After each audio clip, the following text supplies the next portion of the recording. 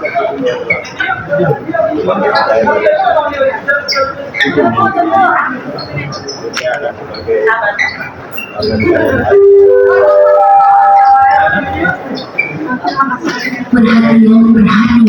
panggilan sidang untuk perkara perdana nomor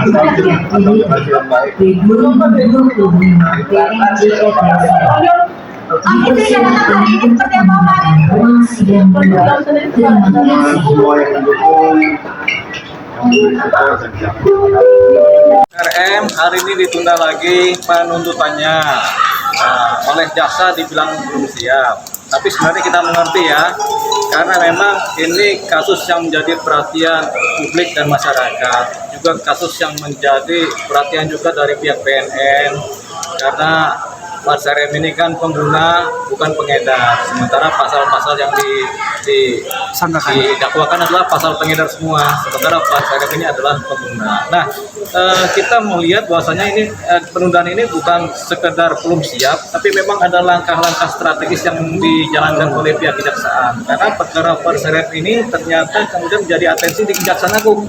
Kalau menurut keterangan teman jaksa, memang di atensi di Kejaksaan Agung karena memang jadi perhatian yang pertama. Yang kedua, apakah tuntutannya ini kemudian tetap didakwakan sesuai dakwaan dituntut hukuman, atau kemudian dituntut untuk lepas, atau masuk kepada posisi dituntut untuk rehabilitasi. Tampaknya ada arah ke sana oleh pihak Kejaksaan Agung. Kita berharap juga ke sana.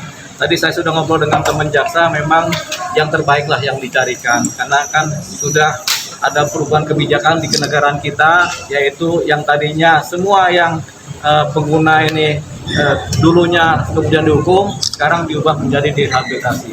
Harapan kita juga nanti tuntutan kalau terjadi di minggu depan adalah tuntutan rehabilitasi.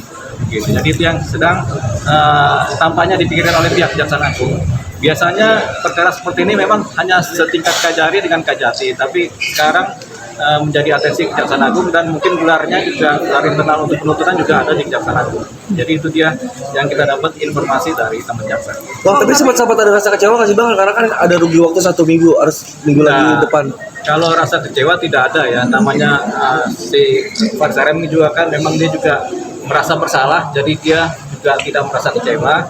Yang jelas dia mengikuti secara baik setiap tahap-tahapan proses hukum yang sedang berlangsung, termasuk beberapa kali penundaan. Harapannya memang penundaan ini karena ada itikat baik dari pihak Kejaksaan Agung yang kemudian mengolah tuntutan ini menjadi tuntutan yang begitu proporsional, yang mengena kepada kebijakan-kebijakan negara dalam arti yang paling baru, yaitu merubah posisi pengguna yang tadinya bisa dihukum menjadi direhabilitasi. Beberapa kali ditangkap ya, diamankan dan menjalani rehab pula. Bukankah itu tidak bisa Bang untuk rehab? Rehab itu sebenarnya ada 3 kali rehab, tapi Pak Sarem baru 1 kali rehabilitasi.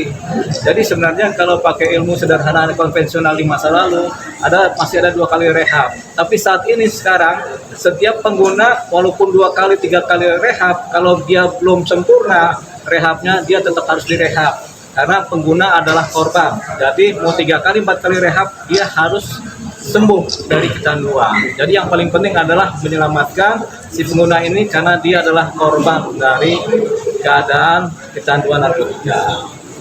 Berarti kalau menurut hukum yang baru, misalnya dia udah berkali-kali itu nggak dipidana gitu ya? Iya, walaupun sudah dia 3 kali rehab pun, kalau memang dia masih kecanduan, pakai pola-pola yang baru ini, kebijakan baru, dia tetap masih direhab sampai sembuh. Kecuali pengedar. Kalau pengedar tidak ada ampun, karena dia kan mengedarkan. Makanya kita pastikan dulu apakah seseorang ini adalah pengguna, apakah seseorang ini adalah pengedar. Kalau dia pengedar ya sudah, dia dihukum. Tapi kalau dia pengguna, dia wajib direhab berdasarkan pasal 127 Undang-Undang Narkotika.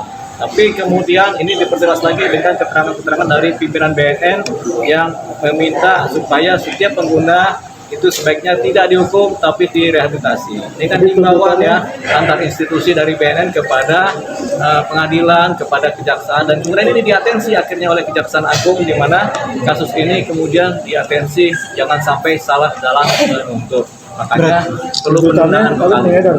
Ya, Dituntutnya pengedar. ya, memang dakwaannya adalah sebagai pengedar, sementara Faris RM dalam bukti-bukti yang ada, saksi-saksi yang ada, dia adalah pengedar. Bang, berarti atensi dari Kejaksaan Agung ini menguntungkan dari pihak Faris Ya, RM kalau gitu, Bang? keterangan secara informal, atensi dari Kejaksaan Agung ini menguntungkan, karena biasanya penilaiannya lebih objektif, proporsional, dan mengikuti keadaan-keadaan yang ada. Kasih Bang Dilo.